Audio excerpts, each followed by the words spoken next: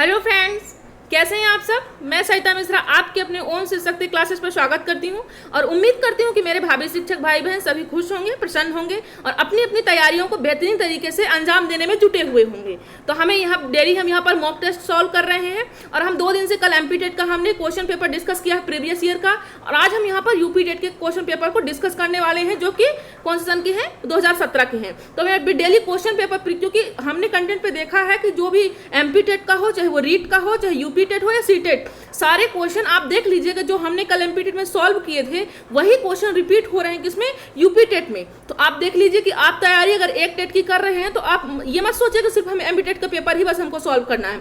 आप अगर मिलते हैं आपको previous question paper C TET का भी देखिए, यूपी टेट का भी देखिए, तो आपकी तैयारी बेहतर तरीके से हो सकती है। तो चलिए आज हम यहीं से डिस्कस करते हैं। ये मेरा छोटा सा संदेश है आप सबके लिए। संदेश लेने से पहले अगर देख लेते हैं कि यहाँ पर ये यूट्यूब पर लिंक दी हुई है, तो ये लिंक से आप क्या कर सकते हैं, टेलीग्राम को ज्वाइन कर सकते हैं। टेलीग्राम ज्वाइन करने के बाद आपको यहाँ पर डेली क्लासेस मिला करेंगी, पीडीएफ प्रोवाइड कराया जाता है डेली। यहाँ पर बहुत सारे फ्रेंड्स कहते हैं कि मैम व्हाट्सएप पे पीडीएफ नहीं मिल पा रही, तो आप टेलीग्राम ज्वाइन करें। टेलीग्राम से भी आपको डेली पुरानी भी क्लासेस मिल जाएंगी और पुरानी पीडीएफ भी आपको मिल जाएंगी। चलिए, तो यहाँ पर वो भी दिया हुआ है, व्हाट्सएप का भी लिंक दी हुई है, यहाँ भी आप ज्वाइन कर सकते हैं। ये मेरा छोटा सा संदेश है, मेरे सभी भाई बहन शिक्षकों के लिए है। तो आप यहाँ पर देख लें, क्योंकि मैं आपकी तैयारी के लिए प्रतिबद्ध हूँ कि मैं आपकी तैयारी बेहतर तरीके से कराऊंगी, फिर चाहे मुझे कितनी भी मेहनत करके यहाँ पर आना पड़े। तो आप भी मेरे साथ प्रतिबद्ध हो जाइए शेयर करने के लिए, और साथ ही साथ मेरे मेहनत को देखते हुए आप भी तैयारी कीजिए ताकि बेहतर तैयारी हम दोनों के साथ में हो सके। ठीक है, तो मतलब मैं अगर कर रही हूँ आप सबके लिए, यहाँ पर आ रही हूँ डेली मेहनत करके, यहाँ पर कंटेंट लेकर आ रही हूँ, तो आप भी तैयारी कीजिए, मन लगा के कीजिए। और ये सोचिए कि हमारी सीट एक, अगर यहाँ पर वैकेंसी जो भी आई है तो वो एक सीट हमारी होनी चाहिए, किसी और की नहीं होनी चाहिए। आप भेदभाव नहीं रखें, लेकिन इसमें तो आपको थोड़ा बहुत करना पड़ेगा कि ये सीट हमारी होनी चाहिए, है ना। तो अपनी सीट पक्की कीजिए और तैयारियों में बिल्कुल जुट जाइए। नई शिक्षा नीति भी आ चुकी है, तो आपने देख ही लिया होगा क्या क्या उसमें बहुत सारे परिवर्तन हुए हैं जो काफ़ी अच्छे हैं हम सब के लिए, है ना। चलिए, उसके बारे में हमने अभी वीडियो नहीं बनाया, अगर आप सब कहें कमेंट करेंगे तो उस पर भी हम डिस्कस कर लेंगे, क्योंकि हमारा भी इसमें समय ना खराब हो, इसलिए मैं ज़्यादा बात करते हुए ना अपनी क्लासेस की ओर चलती हूँ। सबसे पहले आप क्या कीजिए, शेयर कर दीजिए। जितने फ्रेंड हैं आपके, भाई हैं, बहन हैं, रिलेटिव हैं, आप सबको शेयर कर दीजिए पहले। चलिए, तो आगे चलते हैं। तो प्रतिबद्ध तो हूँ ही मैं, आप भी प्रतिबद्ध होइए थोड़ा शेयर करने के लिए। और यहाँ पर थोड़े से बहुत प्यारे प्यारे कमेंट हैं, तो ले लेती हूँ। पूरे तो नहीं ले पाई हूँ, बट कुछ ले पाई हूँ। ये कौन है, सुमिता चक्रवर्ती जी का कहना है कि मैम मैं क्लास डेली नहीं अटेंड कर पाती हूँ, लेकिन टाइम निकाल कर आपको क्लास जरूर करती हूँ। बहुत अच्छी ट्रिक से आप पढ़ाती हैं। थैंक यू मैम कहती हैं। तो इनको क्लासेस बहुत अच्छी लग रही है। उम्मीद करती हूँ कि मेरे सभी फ्रेंड्सों को भी क्लासेस अच्छी लग रही हैं। अगर आपको नहीं लग रही हैं तो आप कमेंट कीजिए कि मैम ये हमें समझ में नहीं आ रहा है। हम पूरी कोशिश करेंगे कि आप भी समझ पाएँ। जैसे इनको समझ में आ रहा है, वैसे मेरे बाकी फ्रेंड्स को भी समझ में आए। मैं ये बिल्कुल नहीं चाहती कि किसी को यहाँ पर ना समझ होगा कि मतलब मुझे ये चीज़ समझ में नहीं आया, आप ऐसे जाएं। बिल्कुल नहीं। अगर आपको क्वेश्चन में डाउट होता है तो आप तुरंत मुझे कमेंट बॉक्स पर, जब भी मुझे टाइम मिलता है या तो लाइव पे हमें मिल जाता है तो लाइव पे दे सकती हूँ, क्योंकि अभी मैं लाइव पे बात तो नहीं कर सकती, बट मैं आपसे चैट कर सकती हूँ, क्योंकि कुछ क्राइटेरिया थी जो हमने अभी पार नहीं की यूट्यूब पर, इसलिए मैं लाइव नहीं बात कर सकती, लेकिन मैं आपसे चैट जरूर लाइव कर सकती हूँ। ठीक है, हम प्रीमियर यूज करके लाइव दे रहे हैं आपको, तो प्रॉब्लम को समझिए और हमारे साथ चलिए और शेयर कीजिए। ये दीपक धिरवानी जी भी ये डेली कमेंट करते हैं कि क्लासेस देखने के बाद डेली एक कमेंट देते हैं, इनको क्लासेस बहुत अच्छी लग रही है, इनको बहुत समझ में आ रहा है। तो थैंक यू दीपक जी, आपको भी बहुत अच्छी तरीके से समझ में आ रहा है मेरी भाषाएं, मेरी बातें, मेरा कंटेंट, और उम्मीद करती हूँ सभी लोग को भी समझ में आ रहा होगा। मैं देखती हूँ कि बहुत सारे फ्रेंड ऐसे हैं कि रेगुलर क्लासेस ले रहे हैं, मुझे बहुत खुशी होती है। उम्मीद करती हूँ कि बाकी लोग भी सब डेली क्लासेस लें, क्योंकि डेली क्लासेस के यहाँ पर कंटेंट बेस्ड आपको एमसीक्यू भी मिल रहे हैं, है ना। और आपके जो एग्जाम की डेट है आने वाली, सीटेट की तो आने वाली है ना, एमपी टेट की आई चुकी है। तो आप क्या कीजिए, और यहाँ पर यूपी टेट का भी हम कर रहे हैं, तो आप एक काम कीजिए, previous year question daily solve कीजिए। तो आपको अपनी तैयारी आंकने का एक अच्छा मौका है ना। स्वयं का आकलन, जैसे शिक्षा नीति में भी बात की गई है कि फ्रेंड भी एक दूसरे की कॉपी चेक करेंगे, एक दूसरे का आकलन करेंगे, है ना। तो ये बहुत अच्छा तरीका है। आप देखिए, कमेंट बॉक्स में कमेंट कीजिए अपनी आंसर को, देखिए कि आपके साथी की कितनी बेहतर तरीके से तैयारी कर ली है साथी ने, आपने कितनी तैयारी भी की है, कितना शेष है ना। तो आप ये सब आके स्वयं में आके, क्योंकि आपको करना है, आपको सीट लेनी है ना। हम तो सिर्फ आपको यहाँ पर बता सकते हैं, सिर्फ क्वेश्चन सॉल्व करवा सकते हैं, लेकिन उस पर खरा उतरना किसको है, आपको है ना। आपको भी उतनी ही मेहनत करनी पड़ेगी जितना हम करते हैं यहाँ पर, है ना। तो आप उम्मीद करती हूँ कि ज़्यादा आप ऑनलाइन पर भी ज़्यादा टाइम ना दें। मेरा तो यही सजेशन है कि आप कुछ ही टाइम ऑनलाइन पर भी दें, क्योंकि ऑनलाइन प्लेटफॉर्म ऐसा है कि अगर आप एक बार यहाँ पर आ गए तो आपको निकलना मुश्किल हो जाता है। तो कम से कम टाइम आप ऑनलाइन क्लासेस में दीजिए, डेली दीजिए उस क्लासेस को डेली देखिए, और इसके बाद आप कुछ अपना ऑफलाइन भी स्टडी कीजिए, तो आपका बेहतर तरीके से तैयारी हो पाएगी। चलिए समय बर्बाद करते हुए नहीं, आस्था जी का भी कहना, ये भी हमारी डेली क्लासेस लेती हैं। आस्था जी, इनका भी बहुत अच्छा समझ आया मैम, इनको भी क्लासेस बहुत अच्छी लग रही है। थैंक यू आस्था जी। ऐसे ही आप क्लास डेली अटेंड कीजिए, अपने फ्रेंडों को भी लाइए, उनको भी बताइए क्लासेस अच्छी आ रही है यहाँ पर और समझ में आ रहा है, उनको भी अगर अच्छा लगता है तो वो भी हमसे जुड़ जाएंगी। ठीक, चलिए बोर तो नहीं हो रहे हैं आप लोग, है ना। तो चलिए यहाँ पर देखते हैं, पहला क्वेश्चन देखते हैं। पहले क्वेश्चन के पहले सबसे पहले आप अपने ईस्ट को नमन कीजिए, है ना, माँ सरस्वती जी को नमन कीजिए और अपने क्लासेस की ओर चलते हैं। और ये भी कर दीजिए कि आप शेयर कीजिए सबसे पहले, है ना। नमन करने के साथ साथ आप शेयर भी कीजिए। तो चलिए आज के अपने पहले क्वेश्चन की ओर चलते हैं। वैसे तो मेरे फ्रेंड्स बहुत हेल्प करते हैं, वो सभी शेयर करते हैं मेरे बिना कहे हुए, लेकिन कहना भी जरूरी, शायद आपको भूल जाए, इसलिए मैं आपको याद दिला देती हूँ। चलिए तो अपने पहले क्वेश्चन की ओर चलते हैं कि बुद्धि के द्विकारक सिद्धांत का प्रतिपादन किसने। आप देखते जाइए कितना एमपी टेट में जो क्वेश्चन मिला है वही ये यूपी टेट का भी क्वेश्चन है ना। तो यहाँ पर देखिए कि आपकी तैयारी में क्या डिफरेंस है ना। तो क्योंकि टेट के जो एग्जाम होते हैं, जो क्वेश्चन होते हैं, थोड़ा सा मैंने बताया था कि स्टेट के कारण थोड़ा हेरफेर होता है, बाकी सेम वही क्वेश्चन, चाहे यूपी टेट हो, चाहे सी टेट हो, चाहे आप एमपी टेट का हो। तो आप क्वेश्चन बस उठाइए और प्रीवियस सारे क्वेश्चन सॉल्व कर डालिए।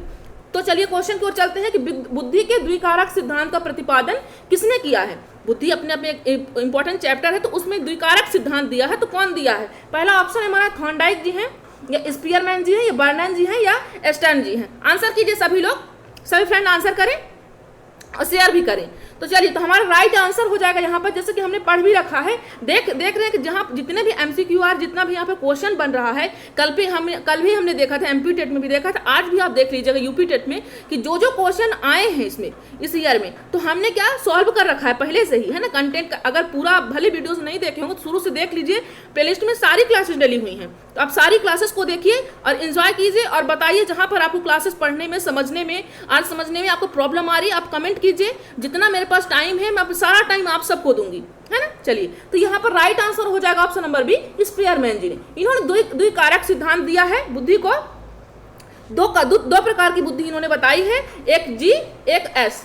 एक जी फैक्टर बताया है कि स्पेसिफिक फैक्टर बताया है। मतलब जी जो होता है जनरल सामान्य बुद्धि हर किसी में होती है, स्पेसिफिक जो होती है वो किसी विशिष्ट मतलब कि विशिष्ट ही होती है, हर किसी में वो नहीं होती। जैसे आपको बहुत सारे ऐसे फ्रेंड होंगे जिनको स्पेशल मैथ आती होगी, तो दूसरा ऐसा होगा हिंदी उसको ज़्यादा आती है, तीसरा ऐसा होगा जो उसको ज़्यादा इंग्लिश आती होगी। तो ये किस में आएगा, स्पेशल वाले में आएगा आपका जो ज़्यादा जनरल की बात होगी, जैसे भूख है, प्यास है, नींद है, ये तो कॉमन है, सबको आती है। तो ये किसमें आएगी, कौन सी बुद्धि में आएगी, ये जनरल में आएगी। तो राइट आंसर हो जाएगा ऑप्शन नंबर हमारा बी। उम्मीद करती हूँ आपको समझ में आ रहा होगा।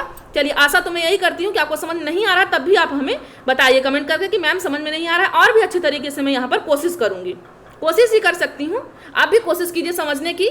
चलिए, तो अपना दूसरा क्वेश्चन लेते हैं आज का यहाँ पर कि निम्न में से कौन सा सीखने के मुख्य नियमों में शामिल नहीं है। थॉर्नडाइक जी ने क्या किया है, सीखने के नियम बताए इन्होंने जो नियम बताए हैं, 3 क्या बताए हैं, मुख्य नियम बताए हैं। अब 5 क्या बताए हैं, गौड़ नेमुसी का छोटा। देख लीजिए, कल भी ये क्वेश्चन एमपी टेट में भी आया था, यही क्वेश्चन यूपी टेट में आया है। यूपी टेट का ये फर्स्ट पेपर है, तो ये क्वेश्चन इसमें भी आया है, एमपी टेट में भी आया। देख लीजिए आप, तो कैसे रिपीट होते हैं क्वेश्चन, क्योंकि जो कुछ कंटेंट ऐसे हैं कि वहाँ से क्वेश्चन आने ही आने हैं। मैं जल्द ही उसमें वीडियो बनाने वाली हूँ आपके लिए कि मैं आपको पार्ट बताऊंगी कि ऐसा ये पार्ट कुछ ऐसा खास पार्ट है कि जो आना ही हर टेट में एग्जाम में आता है वो। तो मैं आपको जल्द ही वीडियो बना के देने वाली हूँ कि वो पार्ट आपको बिल्कुल नहीं छोड़ना, चाहे उसे डीपी का हो या हिंदी का हो। कुछ नेगेटिव टर्म्स वर्ड हैं वो भी मैं आपको जल्दी देने वाली हूँ, है ना। तो कोई कोशिश करूँगी कि मेरे फ्रेंड्स बिल्कुल किसी भी चीज़ से वंचित ना रह जाएं। मैं पूरी कोशिश यही कर रही हूँ। बस आप एक काम कीजिए कि आपको शेयर करना है और ध्यान से क्लासेस को डेली देखना है और वीडियो के अंत तक बने रहना है। तो चलिए, सीखने के मुख्य जो नियम है 3 देख लेते हैं। पहला मुख्य नियम है क्या, पूछ क्या रखा है, मुख्य नियमों में से शामिल नहीं है। तो देखिए, पहला तत्परता का नियम, ये तो मुख्य नियम में है। अभ्यास का नियम, ये भी मुख्य नियम में है। प्रभाव का नियम, ये भी मुख्य नियम में है कौन सा नहीं, ये बात पूछिए हमसे, शामिल नहीं है, मुख्य नियमों में शामिल नहीं है। तो कौन सा नहीं है, बहु अनुक्रिया का नियम। थोड़ा इन नियमों के बारे में हम जान लेते हैं, क्योंकि हर बार क्वेश्चन इन नियमों से बनते हैं। क्योंकि थॉर्नडाइक जी की थ्योरी ऐसी है कि जो हर बार क्वेश्चन, इन नियमों से हर बार क्वेश्चन बनते ही बनते हैं। और यह एमपी टेट में भी हमने क्वेश्चन देखा, कल ही देखा, आप पलट की वीडियो देख लीजिएगा, यही क्वेश्चन आया था उसमें भी। तो देख लीजिए कि यहाँ पर होता क्या है, थोड़ा जान लेते हैं। तो तत्परता का नियम ये कहता है कि अगर आप कोई किसी भी तैयारी के लिए, किसी भी चीज के लिए तत्पर हो, एक्साइटेड हो, तो वो काम आप कर पाओगे। अगर आपको कोई फोर्स में करवा रहा है वो काम आप बिल्कुल नहीं कर पाओगे, है ना। तो तत्परता का नियम यही कि आपकी इच्छा है तभी आप वो कार्य कर पाओगे। अभ्यास का नियम कहता है कि अगर आप कोई भी चीज की प्रैक्टिस करते हो, जैसे आज आपने क्लासेस देख ली, अगर आप सोचते हो कि एक दिन की क्लासेस देखने से आपको कंप्लीट याद हो जाएगा, तो ऐसा नहीं बेटा, आपको रिवीजन करना पड़ेगा, है ना। चीजों को आप नोट्स, मैं बार बार कहती हूँ कि नोट्स बनाइए, आप नोट्स बनाइए। जो चीज आपको समझ में नहीं आ रही तो आप नोट्स करते रहिए, और आपके एग्जाम में वही मायने रखता है, नोट्स ही मायने रखता है, ठीक है। तो ये भी आपको क्या अभ्यास, आप प्रैक्टिस करते जाओगे तो आपका तालमेल, आप चीजों कंटेंट से और आपका दोनों का तालमेल बैठ जाएगा, तो चीजें आपकी मस्तिष्क में क्या हो जाएंगी, फिट हो जाएंगी मेमोरी की तरह, तो वो आपको हमेशा याद रहेंगी। तो ये भी प्रैक्टिस का इतना मायने रखता है हर एक व्यक्ति में। प्रभाव का नियम क्या कहता है, ये कहता है कि जैसे आप क्या करते हो कि कोई ऐसी चीज, जैसे क्लासेस ही है यहाँ पर, है ना, तो आप क्या करोगे, जैसे आज आपने देख लिया वीडियो, है ना, आज आपने देख लिया, लेकिन अगर वो चीज आपको अच्छी नहीं लगी तो आप दोबारा उसे पलट कर नहीं देखोगे। प्रभाव मतलब आप पर कितना चीजें वो प्रभावित की आपको। जैसे मेरी क्लास आज आपको अच्छी लगी, आप क्या करोगे, आपकी इच्छा की नहीं यार मैम की उस दिन बहुत समझ में आया था, एक काम करते हो रिविजन कर लेते हैं। मतलब कहीं ना कहीं आपको वो प्रभावित की क्लास, हमारी बातें, हमारा कंटेंट आपको प्रभावित किया, तो आप प्रभाव के कारण ही आप क्या किए, दोबारा उसको रिवाइज किए। तो ये आपका प्रभाव का नियम कहता है। अब यहाँ पर अनुक्रिया, बहु अनुक्रिया का नियम क्या कहता है, ये थोड़ा जान लेते हैं हम। बहु अनुक्रिया का नियम ये कहता है कि जैसे आपके एग्जाम के टाइम पर आपने तैयारी तो आप कब से रखी, जैसे सीटेट का एग्जाम तो आने वाला था, 5 जुलाई को होने वाला था, तो बहुत सारे लोगों ने तैयारी करके रखी रही होगी, है ना। 19 सितंबर के हिसाब से एमपी टेट वालों ने तैयारी बना रखी, यूपी टेट वाले भी तैयारी बना करके रखे होंगे। तो मतलब आपने तैयारी बना रखी थी, लेकिन आप तैयारी के दौरान, जैसे आपके एग्जाम का आगे डेट की, कल आपका एग्जाम होने वाला है, तो आज रात आप उसी को पढ़ोगे जो आपके लिए बहुत ही इंपॉर्टेंट होगा। मतलब उस अनुक्रिया को आप तभी उसी अनुक्रिया को दोहराओगे जो आपके लिए बहुत जरूरी, बाकी को आप क्या करोगे, छोड़ दोगे, नहीं ये इंपॉर्टेंट नहीं है, भले आप पिछले पढ़ रखे होगे इसको, लेकिन एग्जाम के टाइम पर आप उसी का रिवीजन करोगे जो आपके लिए बहुत इंपॉर्टेंट हो। ये आपका कौन सा नियम कहता है, बहु अनुक्रिया का नियम कहता है। उम्मीद करती हूँ आपको बोर नहीं हो रहे होंगे आप लोग। मैं डिटेल में थोड़ा समझा रही हूँ, तो आप कमेंट भी करें कि मैम डिटेल में समझना है या नहीं समझना, क्योंकि मुझे शॉर्ट भी आएगा, मैं जल्दी जल्दी टिक करके भी आपको बता सकती हूँ, ऐसी बात नहीं है। बट मैं चाहती हूँ कि आप सब यहाँ से कॉन्सेप्ट लेकर जाएं, सिर्फ एमसीक्यू लेकर नहीं जाएंगे। आपको ऐसे क्वेश्चन मिल जाएंगे, मैं ये नहीं कहती कि यहीं पर मिल रहे हैं, बट आपको कॉन्सेप्ट देने की कोशिश कर रही हूँ। तो उम्मीद करती हूँ आपको क्लासेस समझ में आ रही होंगी, आपको बोर नहीं लग रहा होगा तो भी बताइएगा, उसकी भी यहाँ पर एक्टिविटी कराई जाएगी। चलिए थर्ड क्वेश्चन को चलते हैं अपने। निम्न में से कौन सा विकास का सिद्धांत है। व्यक्ति में जो विकास होते हैं, शारीरिक विकास होते हैं, मानसिक विकास होते हैं, भावनात्मक विकास होते हैं, संवेगात्मक विकास होते हैं, सारे विकासों में से विकास का सिद्धांत है कौन सा नहीं, यहाँ पर बताइए। आप आंसर कीजिए, सभी लोग आंसर कीजिए, शेयर कर दीजिए, सभी फ्रेंडों में अपने शेयर कीजिए। तो आंसर भी करें और साथ साथ थोड़ा सा 1 सेकंड निकाल करके पीछे बैक होकर थोड़ा सा शेयर कर दें प्लीज। आप सभी तो सहयोग रहेगा तो अच्छा रहेगा, मुझे भी खुशी होगी कि मेरे फ्रेंड सभी सहयोग कर रहे हैं। तो चलिए अपने ऑप्शन की ओर देखते हैं। निरंतर विकास का सिद्धांत, दूसरा ऑप्शन का पूछ क्या रखा, विकास का सिद्धांत नहीं की बात कर रहा है। पहला ऑप्शन है निरंतर विकास का सिद्धांत, दूसरा है परस्पर संबंध का सिद्धांत, तीसरा है समान प्रतिमान का सिद्धांत, चौथा है अनुकूलित प्रत्यावर्तन का सिद्धांत। आंसर कीजिए सभी लोग, किन में से विकास का सिद्धांत नहीं है। बात यहाँ पर निरंतर तो है, क्योंकि निरंतर विकास जो होता है व्यक्ति का जीवन पर्यंत चलता रहता है। एक अवस्थाएं आई, फिर दूसरी अवस्था आई, फिर तीसरी अवस्था आई, उन अवस्थाओं के कुछ क्या हुए, प्रभाव हुए, कुछ दुष्प्रभाव हुए, कुछ अच्छा हुआ, कुछ बुरा हुआ, क्योंकि युवा अवस्था में अलग काम कि आदमी ज़्यादा काम कर लेता है, बचपन में उतना काम नहीं करता। और भी क्या है, प्रौढ़ावस्था है, वयस्कावस्था, मतलब सब अलग अलग अवस्थाओं की अलग अलग क्वालिटी होती है ना, अलग अलग क्षमताएं होती हैं। तो ये क्या होता है, निरंतर चलता रहता है। अवस्थाएं जो होती हैं, विकास जो होता है व्यक्ति का निरंतर चलता है, क्योंकि अवस्थाओं के अनुसार ही तो वो चलेंगी, विकास चलेगा, है ना। जब सियानी अवस्था आ जाएगी, वृद्धावस्था आ जाएगी, तो क्या उसमें कौन सा अब ये प्रौढ़ वाला अवस्था वहाँ आएगा, है ना। तो यहाँ पर ऐसा हो कि मतलब अवस्थाओं के अनुसार जो भी क्वालिटी आती है, डिसक्वालिटी आती है, वो अवस्थाओं के अनुसार आती है। परस्पर संबंध का सिद्धांत क्या कहता है, थोड़ा जान लेते हैं। परस्पर संबंध से मतलब है कि अगर आपका शारीरिक मतलब अगर एज क्या है आपकी, एज 10 साल, मतलब किसी पर्टिकुलर आपकी बात नहीं कर रही हूँ, किसी भी की बात कर रही हूँ, अगर वो 10 साल का है, 20 साल का है, 30 साल का है, तो उसका जो एज है, रियल एज है, उसी के अनुसार क्या होगा, उसमें क्या आएंगी, उसके तार्किक क्षमता आएंगी। अगर आप सोचो कि 5 साल के बच्चे से आप क्या करो, आप ट्रिग्नोमेट्री लगवाओ, तो वो नहीं कर पाएगा, क्योंकि उसका जो अभी शारीरिक विकास है उतना, क्योंकि शारीरिक विकास होगा, मानसिक विकास होगा, तभी तो कुछ चीज़ों को कर पाएगा, है ना। क्योंकि शरीर जैसी उसकी एज है उसी तरह से उसको मानसिक विकास होगा। जिन पियाजे की थ्योरी में उनको बताया गया डिटेल से, आप नहीं पढ़े देख लीजिए। तो परस्पर संबंध, अगर मतलब उनका क्या है, उसकी एज है तभी वो कोई उस तरह की क्रिया कर पाएगा उस एज के अनुसार। समान प्रतिमान का सिद्धांत कहता है कि अगर चाहे कोई कहीं भी रहे, समान प्रतिमान का मतलब कि जो विकास होता है वो समान रूप से होता है, चाहे वो मनुष्य का हो, एक मनुष्य चाहे वो दिल्ली में रह रहा हो, मुंबई में रह रहा हो, कनाडा में रह रहा हो, कहीं भी रह रहा हो, उसका विकास क्या होगा, समान होगा। अनुकूलित प्रत्यावर्तन का सिद्धांत यहाँ पर नहीं है, तो नहीं की बात यह पूछ रखा है, तो राइट ऑप्शन हो जाएगा ऑप्शन नंबर डी। चलिए फिर नेक्स्ट क्वेश्चन की ओर चलते हैं हम।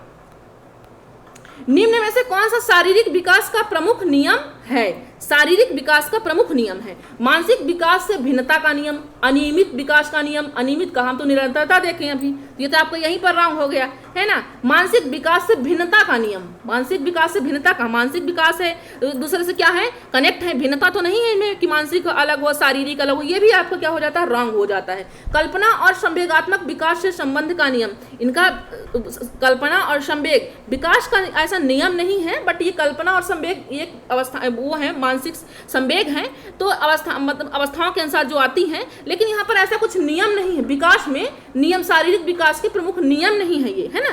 तो द्रुतगामी विकास का नियम जरूर है आपका, तो राइट ऑप्शन हो जाएगा ऑप्शन नंबर सी। द्रुतगामी विकास का नियम में क्या क्या कौन कौन से विकास आते हैं, शारीरिक विकास आता है, मानसिक विकास आता है, संवेगात्मक विकास आता है, ये सब किसके अंतर्गत आते हैं, द्रुतगामी विकास के नियम अंतर्गत आते हैं। तो चलिए अपने नेक्स्ट क्वेश्चन की ओर चलते हैं हम।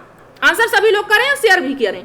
चलिए, तो यहाँ पर पचमा कह रहा है कि बच्चों की मूल प्रवृत्तियों को 14 प्रकार से किसने वर्गीकृत किया है। हमने मूल प्रवृत्तियों के बारे में पढ़ रखा है, एमसीक्यू में डिस्कस किया, बट हमने किया है और डिटेल में किया है। उम्मीद करती हूँ आपका क्वेश्चन यहाँ पर बन जाएगा। तो चलिए देखते हैं कौन ऑप्शन कौन सा है। ड्रेवर है, पहला ऑप्शन ड्रेवर है, मैकडूगल है, थॉर्नडाइक जी है या वुडवर्थ है। तो आपका राइट ऑप्शन हो जाएगा ऑप्शन नंबर बी, मैकडूगल हो। इन्होंने 14 प्रकार की प्रवृत्ति, ये मूल प्रवृत्तियों को, संवेगों को बताया है। जैसे कौन कौन सा हो गया, भय हो गया, है ना, डर हो गया, क्रोध हो गया, शोक हो गया, भूख हो गई, प्यास हो गई, ये सब क्या है, प्रवृत्तियां हैं, अब मूल प्रवृत्तियां हैं। ये कौन सी है, ये मूल है, ये हर किसी में होती ही होती हैं। क्योंकि कभी कभी आदमी डर भी जाता है, अब भूख भी लगती है, प्यास भी लगती है, सब क्या है, प्रवृत्तियां हैं। तो ये मैकडूगल ने 14 प्रकार की बताई है। चलिए फिर नेक्स्ट क्वेश्चन की ओर चलते हैं हम। विकास के परिणाम स्वरूप नवीन विशेषताएं और नवीन योग्यताएं प्रकट होती हैं। विकास के परिणाम के स्वरूप नवीन विशेषताएं और नवीन योग्यताएं प्रकट होती हैं, यह कथन किसने दिया है, ये विकास के बारे में किसने बात की है। पहला ऑप्शन है गैसेल, दूसरा ऑप्शन है यहाँ पर हरलाक जी हैं या मेरिडिथ जी हैं या डगलस और हॉलैंड जी हैं। आंसर करें, सभी लोग आंसर करें यहाँ पर। तो आपका राइट ऑप्शन हो जाएगा ऑप्शन नंबर बी, हरलाक जी होगा, है ना। यहाँ पर क्या डेफिनेशन दिए हैं विकास के बारे में, अधिगम अर्जन के बारे में, क्रिएटिविटी के बारे में, मोटिवेशन के बारे में। यहाँ पर अलग अलग मनोवैज्ञानिकों ने अलग अलग अपनी अपनी डेफिनेशन दी है। तो यहाँ पर हरलाक जी ने जो डेफिनेशन दी है विकास के बारे में, तो उन्होंने कहा नवीन विशेषताएं और नवीन योग्यताएं प्रकट होती हैं विकास के परिणाम स्वरूप। जब विकास चलता है उसी समय क्या नई नई विशेषताएं और नई नई योग्यताएं व्यक्ति में उत्पन्न होती हैं, यह हरलाक जी ने कहा है। चलिए अपने नेक्स्ट क्वेश्चन की ओर चलते हैं। देखते रहिए कि आपके आंसर क्वेश्चन आपके तो यहाँ पर यूपी टेट के हैं, आते रहिए कि आपके एमपी टेट की आप तैयारी कर रहे हैं, यूपी टेट की कर रहे हैं, रीट की कर रहे हैं। तो आप इसमें भी आखिए कि आपके नंबर कितने आ रहे हैं, आप कितने क्वेश्चन एमपी टेट की कर पा रहे हैं, कितने यूपी टेट की कर पा रहे हैं, और नहीं कर पा रहे हैं तो उसका भी रीजन निकालिए, और जो रीजन हो तो उसका निदान करेंगे, हम लोग मिल करके करेंगे, है ना। तो चलिए नेक्स्ट क्वेश्चन की ओर चलते हैं। बच्चों के सामाजिक विकास को प्रभावित करने वाले कारक कौन से हैं। बच्चों का जो सामाजिक विकास है, विकास के अंतर्गत ये भी एक विकास आता है कि सामाजिक विकास भी आता है। आप कितनी भी पढ़ाई कर लो बट आप सामाजिक नहीं, क्योंकि कभी कभी क्या देखती हूँ बहुत सारे फ्रेंड ऐसे हैं। अभी एक कोई फ्रेंड थी जो कमेंट कर रही थी कि मैम मतलब ऐसे कुछ उन्होंने ऐसे मैं कमेंट किया था, मतलब कहना चाहिए कि जो बातें नहीं करनी चाहिए, कुछ नहीं बोलना चाहिए, कभी कभी लोग ऐसे बोल जाते हैं ना। तो यहाँ पर सामाजिक विकास की बात की गई है कि क्या सामाजिक विकास प्रभावित करने वाले कौन कौन से कारक होते हैं व्यक्ति को। नहीं कहना चाहिए मुझे, बट मैं बोली क्योंकि आप लोग से शेयर तो कर ही सकती हूँ, है ना। तो चलिए, तो यहाँ पर सामाजिक विकास को प्रभावित करने वाले कारक कौन कौन से हैं। आपके साथ आप किताब में पढ़ाई भले कर रहे हो, आपके 97 आ रहे हैं, 98% आ रहे हैं, लेकिन इसके साथ साथ आपके पास नैतिक विकास भी होना चाहिए। आप बड़ों का आदर सम्मान, ये नहीं कि आप 98% आ रहे हैं आपके, आप सरकारी नौकरी पा गए तो बड़ों का सम्मान करना छोड़ दो, बड़ों के साथ बैठना उठना छोड़ दो, बड़ों की बातें सुनना छोड़ दो, ये सब नहीं। ये विकास आप साथ में जीवन पर्यंत लिए रहो, है ना। चाहे आप कितने बड़े पोस्ट में चलो, अपने से बड़ों का सम्मान करो, है ना, अपने माता पिता की बात सुनो, सब भी मतलब ये सब विकास के अंतर्गत है। तो यहाँ पर देख लीजिए सामाजिक विकास को प्रभावित करने वाले कारक कौन कौन से कारक हैं, और वो भी कौन से प्रभावित करने वाले। क्या आर्थिक तत्व है, आंसर कीजिएगा, सामाजिक परिवेशजन तत्व है या शारीरिक तत्व है, वंशानुगत। तो आपका राइट ऑप्शन हो जाएगा ऑप्शन नंबर बी, सामाजिक परिवेशजन तत्व। जो समाज को प्रभावित करते हैं, सामाजिक विकास को प्रभावित करते हैं, वो कौन? सामाजिक परिवेशजन तत्व। वाइगोस्की जी ने कहा, क्या कहा है, उन्होंने अपनी थ्योरी में क्या बताया है, सामाजिक सांस्कृतिक सिद्धांत बताया। डायरेक्ट अपनी थ्योरी क्या नाम दिया है, सामाजिक सांस्कृतिक का सिद्धांत। मतलब कि जो भी बच्चा एक्टिविटी करता है, जो भी सीखता है, वो किसके द्वारा? उनका कहना क्या है कि बच्चा समाज के द्वारा होता है। मतलब हमारे जीवन में समाज का अहम रोल है ना सीखने में। तो ये right option, option number B आपका राइट हो जाता है। चलिए आज के अपने नेक्स्ट क्वेश्चन की ओर चलते हैं। अंतर्मुखी व्यक्तित्व का वर्गीकरण किसने किया है? ये हम एमपीटेट में भी देखे थे और हमने ये क्वेश्चन कर भी लिया, पहले ही कर लिया है ना। तो आप उम्मीद करती हूँ आप सबका यहाँ पर राइट आंसर होगा। अंतर्मुखी व्यक्तित्व का वर्गीकरण किसने किया था? अंतर्मुखी, यूंग ने कितने प्रकार के यहाँ पर व्यक्तित्व के बारे में बताया? 3 प्रकार के, अंतर्मुखी, बहिर्मुखी और उभयमुखी। आपने पढ़ लिया है, हम साथ में डिस्कस कर चुके हैं। सभी लोग आंसर करें और शेयर कीजिए। तो यहाँ पर अंतर्मुखी व्यक्तित्व की बात की गई। अंतर्मुखी व्यक्ति वो होते हैं जो अपने बारे में सोचते हैं, बाह्यमुखी मतलब सबके बारे में सोचते हैं, और जो उभयमुखी होते हैं वो समाज, अपने पराय सभी के बारे में सोचते हैं। तो ये कौन दिया है? ये यूंग जी ने दिया। आपका ऑप्शन भी राइट हो जाता है। तो चलिए आज के नेक्स्ट क्वेश्चन की ओर चलते हैं। स्टैनफोर्ड बिने, ये परीक्षण मापन कौन करता है? बुद्धि मापन है स्टैनफोर्ड बिने, मतलब बिने जी ने दिया है स्टैनफोर्ड। तो मापन कौन? स्टैनफोर्ड बिने परीक्षण का मापन करता है। कौन करता है? किस, जो बिने जी हैं हमारे, वो कौन से एरिया में इस परीक्षण का मापन किए हैं? स्टैनफोर्ड बिने जी ने कौन से, क्या व्यक्तित्व में किए हैं परीक्षण किए हैं, या बुद्धि में किए हैं, पढ़ने की क्षमता में, या उपयुक्त में से कोई नहीं? तो आपने अभी देखा है, कल ही हमने ये क्वेश्चन लिया है बिने जी का, एक कारक सिद्धांत बुद्धि का था, है ना। उन्होंने बताया कि अगर कोई व्यक्ति क्या है, एक चीज में एबल है, वो कर पाता है, तो वो सारी चीजों को एक न एक दिन सोल्यूशन निकाल लेगा। उन्होंने बुद्धि का एक प्रकार बताया, साइमन बिने, ये स्टैनफोर्ड बिने जी ने, है ना। तो यहाँ पर बुद्धि पे उनका अहम रोल है। चलिए अपने नेक्स्ट क्वेश्चन की ओर चलते हैं। अधिगम, अनुभव और प्रशिक्षण के परिणाम स्वरूप व्यवहार में परिवर्तन, यह कथन किनके द्वारा दिया गया है? आंसर करें सभी लोग, यह कथन किसके द्वारा दिया गया है? अधिगम, या अधिगम से रिलेटिव डेफिनेशन बहुत आती है, आप रिवीजन कर लीजिएगा। कहिएगा तो मैं 1 लीनियर में क्वेश्चन भी लेके आऊंगी इसका, कि कौन कौन मनोवैज्ञानिक ने क्या क्या डेफिनेशन दी है। तो ये भी मैं यहाँ पर लेके आ जाऊंगा। अगर आप लोग कमेंट करेंगे, चाहेंगे यहाँ पर देखने के लिए, तो यहाँ पर ये बहुत इंपॉर्टेंट, अधिगम, अनुभव और प्रशिक्षण के परिणाम स्वरूप व्यवहार में परिवर्तन। ये तो आप समझ गए कि ये किसकी बात हो रही है, लर्निंग की बात हो रही है, अधिगम की बात हो रही है। पर दिया किसने? ये कथन कौन कहा? स्किनर जी ने कहा है, या क्रोनबैंक जी ने कहा है, गेट्स व अन्य ने कहा है, या मॉर्गन और गिलीलैंड ने कहा है? यहाँ पर राइट ऑप्शन हो जाएगा गेट्स व अन्य। ऑप्शन नंबर सी आपका राइट हो जाएगा। तो चलिए अपने नेक्स्ट क्वेश्चन की ओर चलते हैं हम। गोलमैन निम्न में से किससे संबंधित है? गोलमैन निम्न में से किससे संबंधित है? पहला ऑप्शन देख लीजिए, सामाजिक बुद्धि है, क्या संवेगात्मक बुद्धि है, या आध्यात्मिक बुद्धि है, या सामान्य बुद्धि है? तो चलिए अपने आंसर कीजिए, सभी लोग आंसर करें। गोलमैन जी ने कौन सी बुद्धि के बारे में बताया, ये भी हमने पढ़ रखा है। तो आपका right option, option number B, संवेगात्मक बुद्धि का इन्होंने क्या बताया है? परिभाषा बताया, सिद्धांत बताया, संवेग के बारे में इन्होंने बताया। संवेग क्या है थोड़ा जान लेते हैं। संवेग क्या है? आपके मन की दशा को उथल पुथल कर देने वाला क्या चीज है? मतलब आपकी जो अभी वास्तविक जो आपकी अवस्थाएं चल रही हैं, जो आपका मतलब आपकी संरचना चल रही है, मानसिक संरचना चल रही है। जैसे आप कभी कभी क्या करते हो, पढ़ते पढ़ते आप कुछ दूसरा सोचने लगते हो, वो क्या हुआ? आपके मन में कुछ दूसरा चलने लगा। आपके संवेग, मतलब कभी कभी आप हंसते हंसते रोने लगते हो, रोते रोते हंसने लगते हो। ये सब क्या है? संवेग है ना। तो मन में क्या हो जाना, हलचल हो जाना, ये भी एक तरह का संवेग है। तो आपका right option, option number B हो जाएगा। चलिए अपने नेक्स्ट क्वेश्चन की ओर चलते हैं हम। शिक्षण हेतु मानसिक उद्वेलन प्रतिमान का प्रयोग निम्न में से किसके सुधार हेतु किया जाता है? शिक्षण हेतु मानसिक उद्वेलन, यहाँ पर सामान्य मानसिक की बात हो रही है। अब ध्यान दीजिए क्या यहाँ पर आंसर आपको करना है। मानसिक उद्वेलन प्रतिमान का प्रयोग निम्न में से किसके सुधार हेतु किया जाता है? आंसर कीजिए सभी लोग। तो यह पहला ऑप्शन है समस्या समाधान, दूसरा सृजनात्मकता, तीसरा है अनुप्रयोग, चौथा है समझ। तो सभी लोग आंसर करें और सभी लोग यहाँ पर शेयर भी कीजिए। ठीक, चलिए तो यहाँ पर आंसर कीजिए। तो आपका राइट ऑप्शन हो जाएगा ऑप्शन नंबर ए, समस्या समाधान। जब बात आपकी किसकी हो रही है? मानसिक उद्वेलन प्रतिमान की, यानी कहीं ना कहीं आपके मस्तिष्क की बात हो रही है। तो मस्तिष्क से यहाँ पर तो क्या होगा, कहीं ना कहीं समस्याओं से घिरा हुआ हो ये वर्ड, है ना। तो क्या हो जाएगा ये आपका समस्या समाधान। इनके जनक कौन है? समस्या समाधान के जनक को किसको कहे जाते हैं? एलेकस, नोट कर लीजिएगा, एलेकस एफ ओसबॉर्न, एफ ओसबॉर्न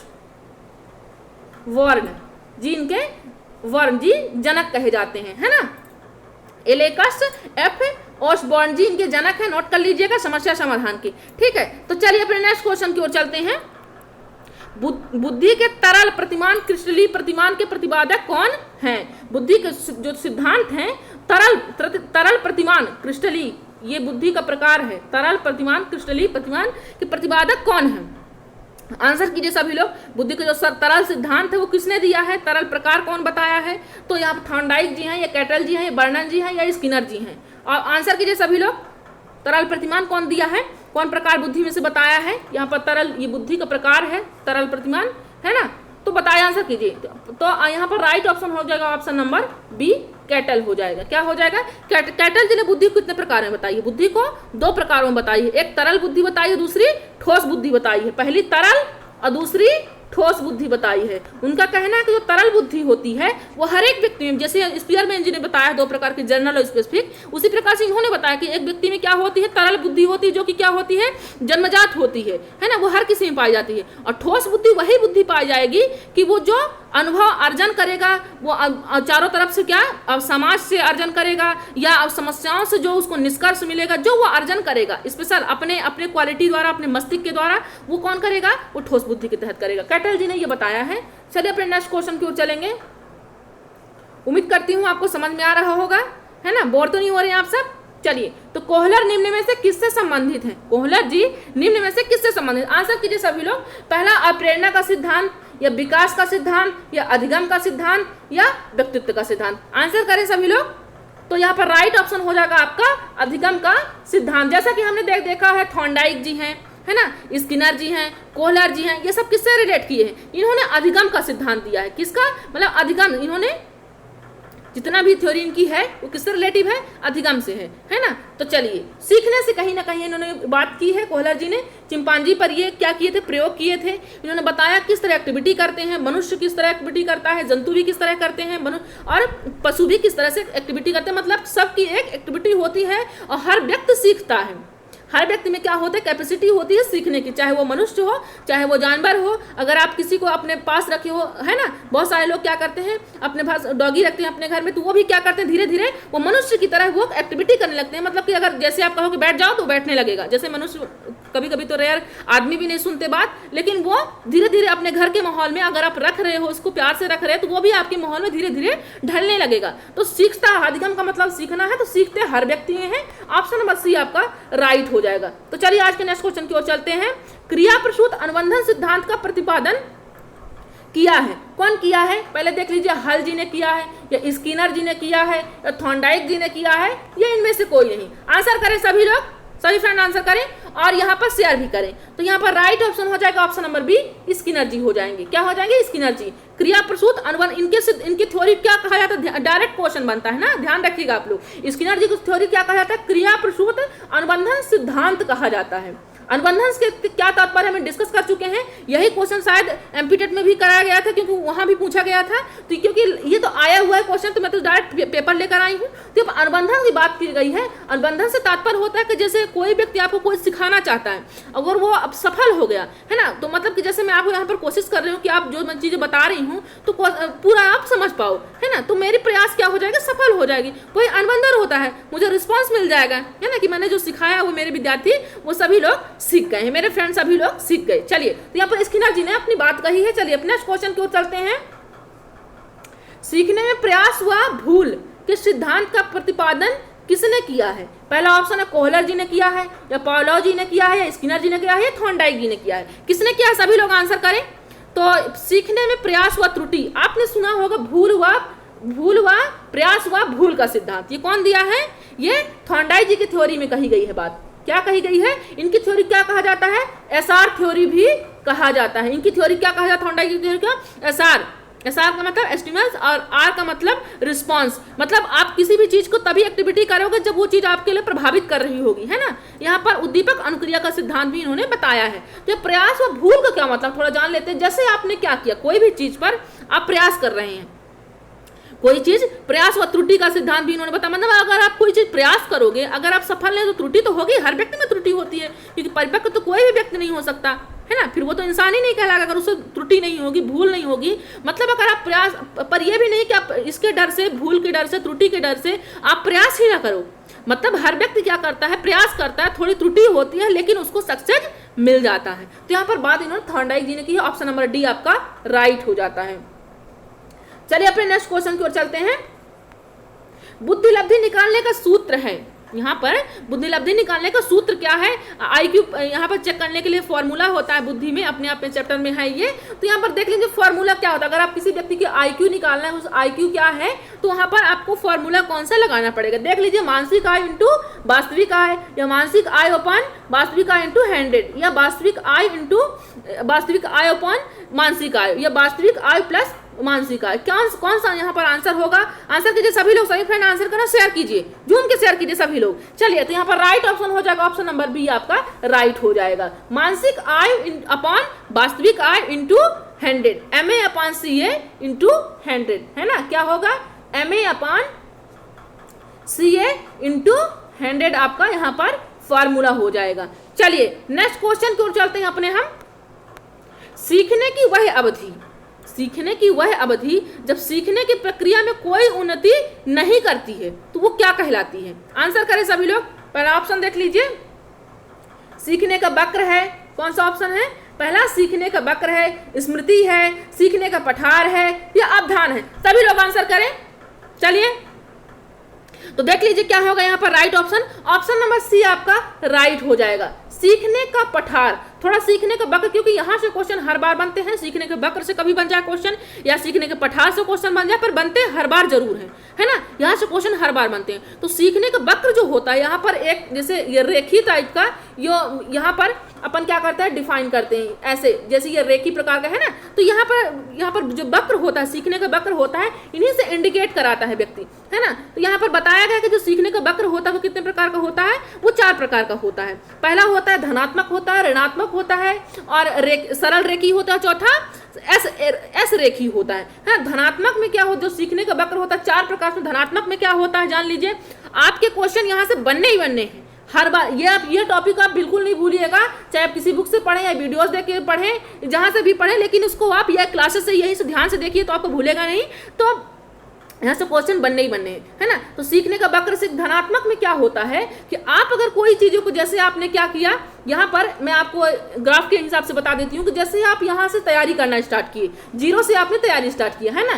तो 0 से स्टार्ट करते करते आप यहाँ पहुँच गए तैयारी करते करते, है ना। ये आपको कौन सा वक्र हुआ, ये आपका धनात्मक वक्र हुआ। अब यहीं पर बात ऋणात्मक की जब करेंगे तो मतलब आपने क्या किया कि आपने तैयारी ठीक बहुत तेजी से किया, पर ऋणात्मक में क्या हो जाएगा फिर आपकी तैयारी को, ये आप यहाँ पर निगेटिव, मतलब आप सक्सेस उतना नहीं हो पाओगे। ये ऋणात्मक कहलाता है, ये ऋणात्मक वक्र कहलाता है। अब बात जब सरल रेखी की बात आएगी, वो कैसा होगा है, वो ना तो वो धीमा होता है और वो ना कम होता है, वो तो सीधा चलता रहता है ना।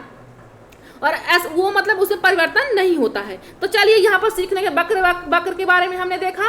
स्मृति क्या है, याददाश्त है। सीखने का पठार से मतलब है कि मतलब ना तो कभी आपका उतार होगा, मतलब अगर कोई आप चीज़ पढ़ रहे हो, मतलब आप किसी के परसेंटेज अगर आपके फर्स्ट आ रहे हैं तो आप ना तो आप सेकंड आओगे और ना ही आप क्या आओगे, फर्स्ट से आगे जाओगे, A+ पाओगे, है ना। तो मतलब मीडियम हमेशा वही रहता है उसका लेवल, है ना। तो वो सीखने का पठार है। अवधान क्या चीज़ है, कोई आप कार्य कर रहे हो, उस पर आप कोई टोका टाकी कर रहा है, वो क्या कर रहा है, अवधान कर रहा है। तो ये आपका अवधान से मतलब हुआ। तो चलिए अपने नेक्स्ट क्वेश्चन की ओर चलते हैं हम।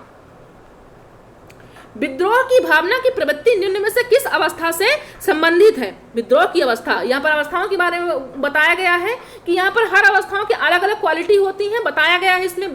तो हम यहाँ पर भी डिस्कस करेंगे किसी दिन, आप कहेंगे तो कि कौन से एज में क्या क्या कहा गया है। गैंग टोली की अवस्था कहा गया है ना।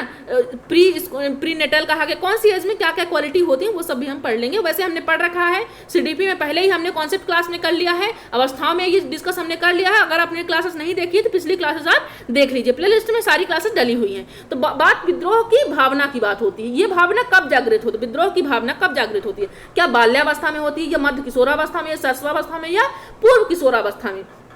तो आपको क्या हो जाएगा right option, option number B आपका राइट हो, मध्य किशोरावस्था। अब होता क्या है विद्रोह की भावना में, मध्य किशोरावस्था क्यों कहा गया है, क्योंकि जब किशोरावस्था 12 वर्ष के बाद स्टार्ट होगा, 12 से 18 वर्ष, यही 12 से 18 के बीच में ही, मध्य में ही क्या होता है, बच्चा क्या सोचता है, जैसे इस एज में 13-14 की एज में बच्चा आया तो क्या किया, जैसे पापा उसको मना कि बेटा शाम को नहीं निकलना है घर से, है ना, गर्मी के टाइम पे शाम को नहीं घूमने जाना है, कहीं कुछ काट दिया तो फिर बहुत प्रॉब्लम हो जाएगी। बच्चा क्या करेगा, नहीं पापा जैसे अंदर निकले, बाहर बेटा भाग गया। तो उसने क्या किया, उसको लगता है कि नहीं पापा यार फ्रेंड से मिलने के लिए रोक रहे हैं, टोक रहे हैं ना, खेलने नहीं जाने दे रहे हैं, बट पापा क्यों कह रहे हैं, कहीं ना कहीं कोई रीजन होगा, है ना। तो यहाँ पर एज वो फिर क्या समझने लगता है कि यार पापा हर बार मुझे टोकते क्यों हैं, तो वो कहीं ना कहीं अपने आप में विद्रोह समझने लगता है कि पापा शायद मुझे कहीं कुछ करने नहीं देते, मुझे घूमने नहीं देते, तो अपने आप वो अलग थलग महसूस करने लगता है। तो वहीं पर विद्रोह की भावना उस अवस्था को, उस समय को कहा गया, उस भावनाओं को। ये कौन सी अवस्था में होता है, मध्य किशोरावस्था में। ऑप्शन नंबर बी आपका राइट हो जाता है। तो चलिए अपने नेक्स्ट क्वेश्चन की ओर चलते हैं हम। नेक्स्ट क्वेश्चन क्या है हमारा, देख लेते हैं।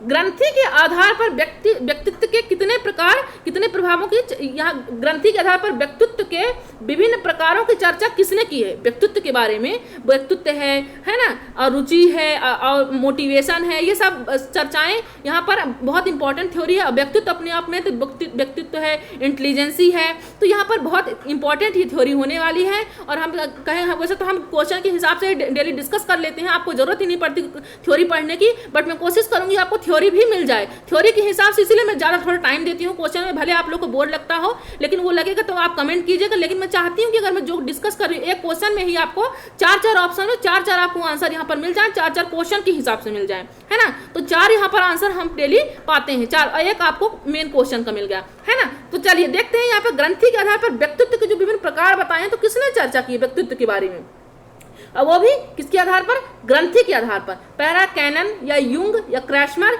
ये इनमें से कोई नहीं। कौन आंसर, इनमें से कौन सा आंसर होगा, सभी लोग आंसर कीजिए और शेयर भी कीजिए सभी लोग। तो हमारा यहाँ पर राइट ऑप्शन हो जाएगा ऑप्शन नंबर सी, क्रैशमर जी हो जाएगा। क्रैशमर जी ने क्या बताया है ग्रंथि के व्यक्तित्व को, इन्होंने 3 प्रकार के बताए हैं। व्यक्ति को क्या बताएं कि किस तरह की पर्सनालिटी होती है, 3 प्रकार की होती है, 3 प्रकार के व्यक्तित्व पाए जाते हैं हर एक व्यक्ति में, है ना। तो यहाँ पर क्रैशमर जी ने बताया है। चलिए नेक्स्ट क्वेश्चन की ओर चलते हैं। चलिए अब क्रैशमर जी के बारे में तो प्रकार भी आ गए, कौन कौन से प्रकार होते हैं। क्रैशमर ने व्यक्ति को निम्न में से किस प्रमुख प्रकार में वर्गीकृत किया है। क्रैशमर जी ने व्यक्ति को निम्न में से किस प्रमुख प्रकार से वर्गीकृत किया है। देख लीजिए, पहला कृषिकाय या दुर्बल कहा है उन्होंने व्यक्तित्व को, और दूसरा प्रकार बताया सुडौल का। ये आए हुए पूरे प्रीवियस क्वेश्चन में आप ध्यान से देखिएगा कि आपके नंबर कितने आ रहे। और मेरे सभी फ्रेंड्स आज आपको नंबर बताना है। मैं देखूं कि मेरे फ्रेंड्सों की तैयारी कैसी चल रही है। थोड़ा मैं पानी पी लूं, तब तक आप आंसर कीजिए। चलिए सभी लोग आंसर करते रहें।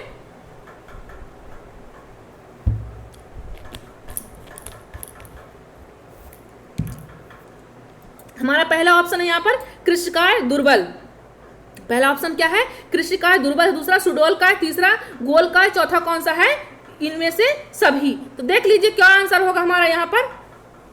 ऑप्शन नंबर डी आपका राइट हो जाएगा, उपरोक्त सभी। क्योंकि क्रैशमर जी ने जो व्यक्तित्व बताए हैं व्यक्ति के, ये 3 प्रकार बताए हैं। क्या, ये 3 कृषिकाय दुर्बल का मतलब यहाँ पर दुबले पतले होते हैं, है ना। सुडौलकाय, ये सुडौलकाय जो यहाँ पर व्यक्ति की व्यक्तित्व होता है, सुडौलकाय में इसको, ये सामाजिक प्रवृत्ति के व्यक्ति होते हैं। ये किस प्रकार के व्यक्ति होते हैं, ये सामाजिक प्रवृत्ति के होते हैं। इन्हीं को दूसरे शब्दों में क्या कहा गया है, इसको एथलेटिक भी कहा गया है, एथलेटिक। और तीसरा शब्द कौन सा है, पुष्टकाय भी, इसको सुडौलकाय को पुष्टकाय भी इसको कहते हैं। नोट कर लीजिए अगर आपको जरूरत लगेगा तो, ठीक है। तो यहाँ पर मतलब जो सुडौलकाय होते हैं वो सामाजिक प्रवृत्ति के व्यक्ति होते हैं। दुर्बल प्रकार जो होते हैं, ये दुबले होते हैं, बहुत चिड़चिड़े होते हैं। इनको और भी शब्दों में क्या कहा है, कृषिकाय दुर्बल को और भी क्या कहा है, एस्थेनिक कहा गया है। क्या कहा गया है, एस्थेनिक, ठीक। पहले एथलेटिक, इनको एथलेटिक कहा गया था, ठीक है। सुडौलकाय को एथलेटिक कहा गया था, इनको एस्थेनिक कहा गया है। मतलब कई सारे यहाँ पर प्रकार बताए हैं, कई सारे शब्द बताए हैं, क्या क्या कहा जाता है, और भी इनके जो नाम हैं कई सारे हैं। तो यहाँ पर ये बताया। और गोलकाय क्या होते हैं, ये मोटे होते हैं, और ये क्या होते हैं, घूमने फिरने में ज़्यादा, इंजॉय करने में ज़्यादा, पेस्ट्री खाने वाने में, आप समझ रहे हो मैं जो कहना चाहती हूँ।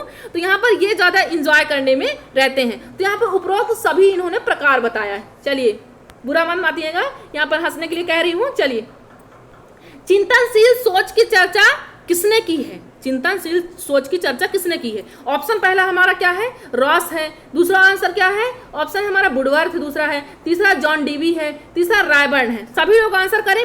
हमने पढ़ रखा है, पहले ही पढ़ लिया था हमने ये कॉन्सेप्ट करने से, ये क्वेश्चन करने से पहले हमने जब पहले क्लासेस ली एमसीक्यू में, ऑल इंडिया मॉक टेस्ट में भी ये क्वेश्चन आ चुका है। तो देख लीजिए आपका राइट ऑप्शन हो जाएगा जॉन डीवी जी। ये यहाँ पर चिंतन सोच की बात की है कि व्यक्ति करके सीखे, बच्चे को क्या कहा है इन्होंने बच्चे को करके सीखने पर जोर दिया है कि बच्चे को प्रत्यक्ष चीजों पर, जैसे कि मतलब अगर मैं आपको कोई चीज पढ़ा रही हूं, है ना, अगर कोई चीज पढ़ा रहे तो जस्ट इसके सामने मैं आपको क्या दे दूं, आपको डायग्राम दे दूं, तो अब ताकि आपकी जो चीजें हैं तो आप उसको सोचो कि ऐसा क्यों हुआ, है ना, ऐसा क्यों हुआ है, तो वो चीजों को आपको चिंतन बढ़ाएगा। जो मैं डायग्राम दे दूंगी यहाँ पर, तो वो क्या होगा, वो चिंतन को बढ़ावा देगा हमारे। तो आप जितना ज्यादा सोचोगे तो आपके अंदर उतनी क्लैरिटी आएगी। जैसे आप क्या होता है, मैथ्स का सवाल आप एक बार की आपको समझ में नहीं आया, जस्ट उसी बात उसको सवाल को दूसरी बार करोगे, तीसरी बार करोगे, तो फिर जब तीसरी बार कर सोचने लगोगे, ऐसा पहली बार तो आपको समझ नहीं आया कि हुआ क्या, दूसरी बार आपको समझ में आया कि आप थोड़ा बहुत समझ में आ रहा है, तीसरी बार आप समझने लगो कि ऐसा से ऐसा हुआ क्यों। तो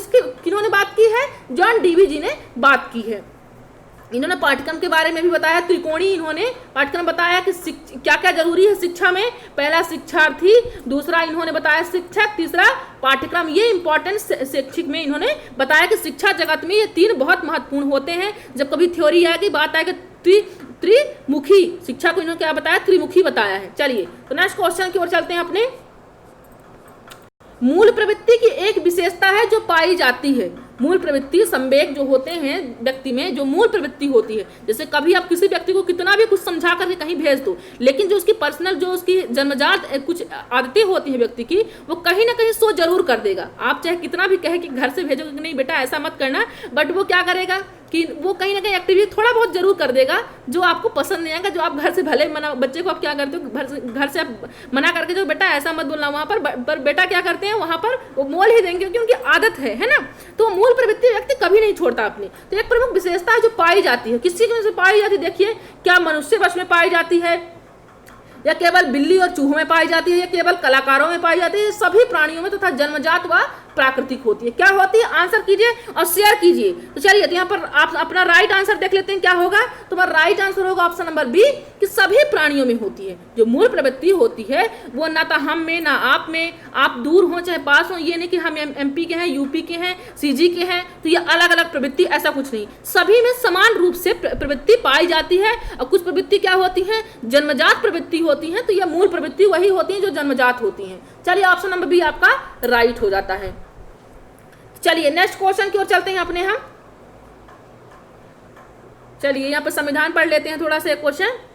तो पहला ऑप्शन यहाँ पे देखिए, भारतीय संविधान की किस अनुच्छेद में 6 से 14 वर्ष, कितने से कितने एज की, 6 से 14 आयु वर्ग के बच्चों को निःशुल्क तथा अनिवार्य शिक्षा का अधिकार शामिल किया गया है। अभी हमने क्या नहीं पढ़ा है, ये RTE हम 2009 नहीं पढ़े हैं, जल्दी हम पढ़ने वाले हैं, ठीक, क्योंकि यहाँ से क्वेश्चन हर बार बनने वाले हैं, हम यहाँ जल्द ही पढ़ने वाले हैं क्वेश्चन।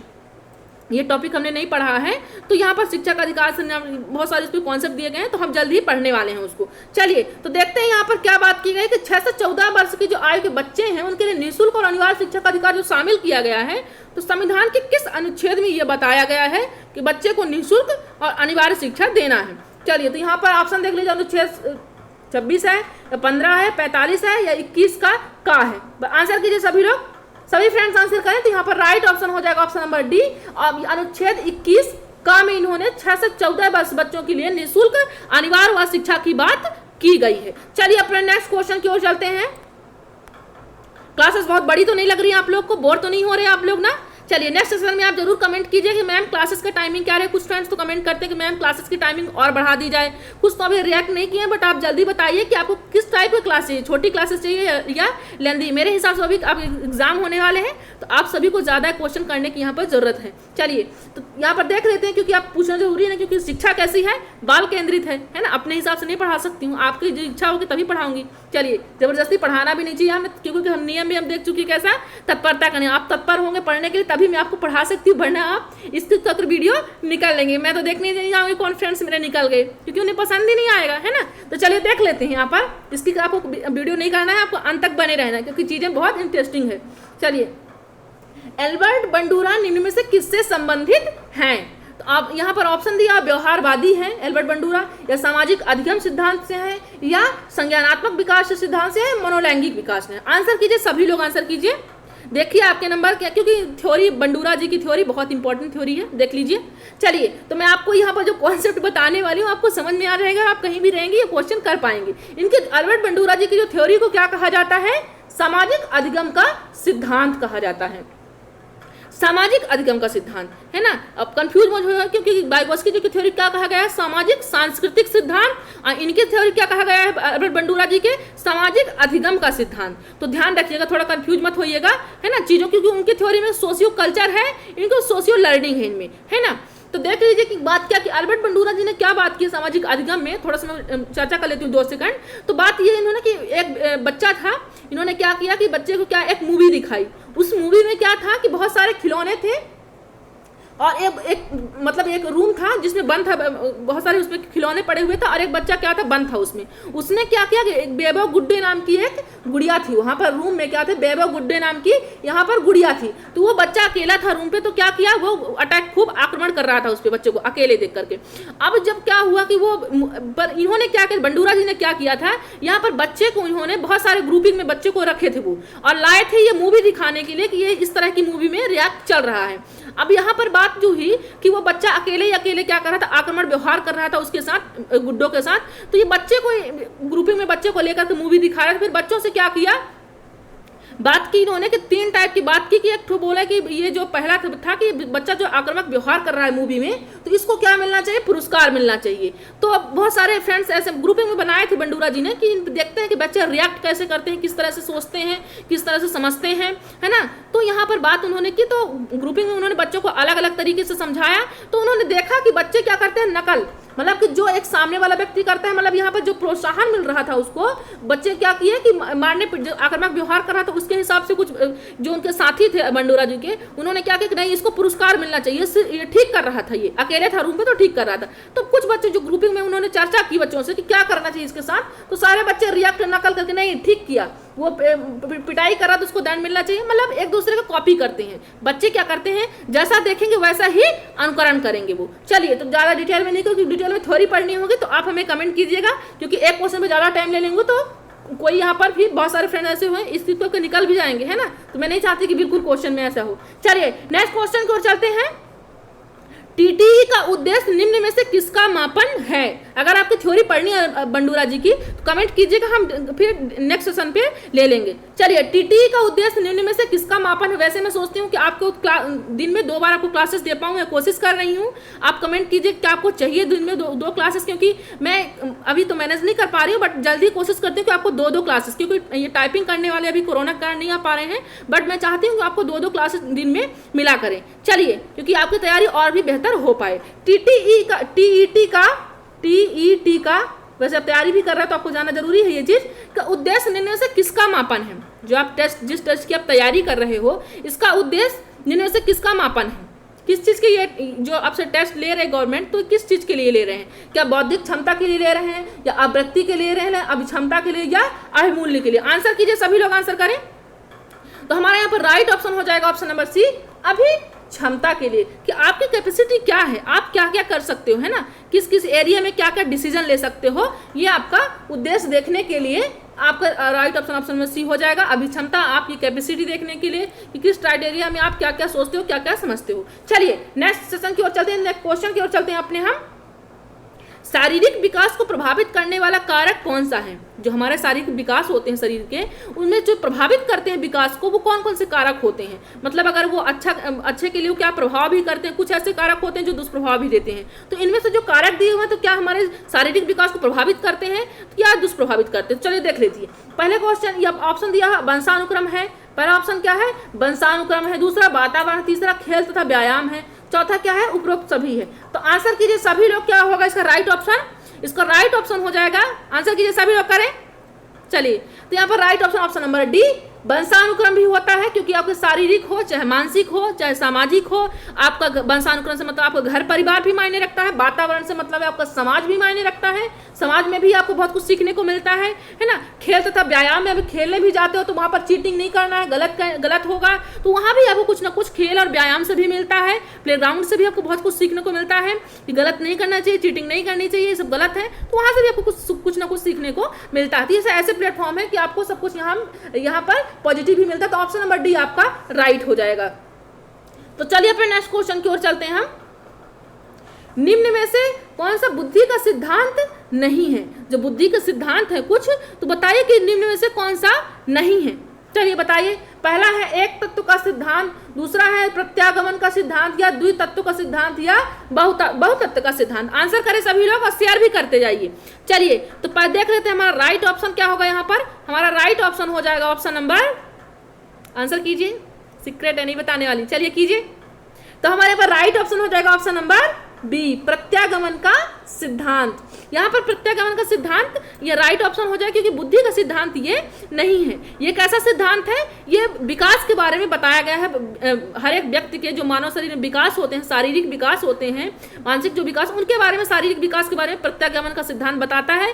प्रत्यागमन सिद्धांत यह कहता है कि व्यक्ति में कुछ ऐसे क्वालिटी होते हैं, कुछ पाए जाते हैं, कुछ सिद्धांत, मतलब जो सिद्धांत कहता है कि कुछ क्वालिटी ऐसी होती है जो माता पिता से भी अपोजिट होती है। प्रत्यागमन यानी उल्टा भी होता है, कि जैसे अगर आपके पापा फार्मर है तो जरूरी नहीं कि आप भी फार्मर ही होंगे, है ना। आप जिस टेट की तैयारी कर रहे हैं वो उसमें भी आप सेलेक्ट हो सकते हैं, ये कोई बड़ी बात नहीं है। एक तत्व का सिद्धांत साइमन बिनेट जी ने दिया है, आप तो जानते हैं बुद्धि का जो दिया है उन्होंने सिद्धांत। द्वितत्व का भी सिद्धांत स्पीयरमैन जी ने दिया है, ये बिनेट जी ने दिया है, द्वितत्व स्पीयरमैन जी है, बहुतत्व इन्होंने गार्डनर जी ने दिया है। तो जो प्रत्यागमन का सिद्धांत नहीं है, क्योंकि यह शारीरिक विकास से संबंधित है। चलिए नेक्स्ट क्वेश्चन की ओर चलते हैं।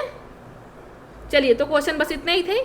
चलिए ठीक है, आपको सेशन कैसा लगा जरूर आप हमें कमेंट करें, और सभी फ्रेंड्स अपने नंबर कमेंट करें, कितने कितने नंबर आ रहे हैं। मैं देखूं कि मेरे फ्रेंड्स, मैं एमपी टेट में भी देखी बहुत सारे फ्रेंड्स कमेंट किए हैं। आपको क्लासेस कैसी लग रही हैं ये भी कमेंट करें, उसके हिसाब से मैं आगे की प्लानिंग करूंगी, क्योंकि मुझे भी मोटिवेट मिलता है कि भाई मेरे फ्रेंड्स कैसे समझ रहे हैं, क्या मैं जो बता रही हूँ, जो बताना चाहती हूँ, क्या वो मेरे फ्रेंड्स समझ पा रहे हैं, नहीं समझ पा रहे हैं। तो आप ये मेरा जानना बहुत जरूरी है, इसलिए आप फीडबैक जरूर दें। अगर आपको क्लासेस पसंद आती हैं आप लाइक कीजिए और अपने सभी ग्रुपों में शेयर कीजिए, मेरे बिना कहे हुए, क्योंकि मुझे अभी शेयर करने की अब आपके सहयोग की बहुत जरूरत है और हमेशा रहेगी, है ना। क्योंकि कोई भी कदम कोई व्यक्ति उठाता है तो अकेले नहीं कर सकता। अगर आप टेट की तैयारी कर रहे हैं तो अभी आपको भी कहीं ना कहीं किसी न किसी सपोर्ट की जरूरत होती है। मनुष्य एक सामाजिक प्राणी है, तो समाज में रहता है, समाज में एक दूसरे की जरूरत पड़ती है, तो हमें भी थोड़ी सी आपकी सहयोग की जरूरत है। बस किसके लिए, आप शेयर कर दें, और अपनी पढ़ाई पर बिल्कुल फोकस रखना है। अपने टाइम को आप निर्धारित कर लीजिए, क्योंकि अब सभी टेट की डेट आने वाली है, तो आप अपने समय को निर्धारित करें और कुछ ही समय आप ये यहाँ पर ऑनलाइन, मेरा तो यही कहना है कि ऑनलाइन प्लेटफॉर्म पर आप कुछ ही समय दें, बाकी आप अपने स्टडी पे आप बुक से पढ़ें, जहाँ से भी पढ़ें, आप जहाँ से भी ले रहे हैं तो उसका आप रिवीजन करें।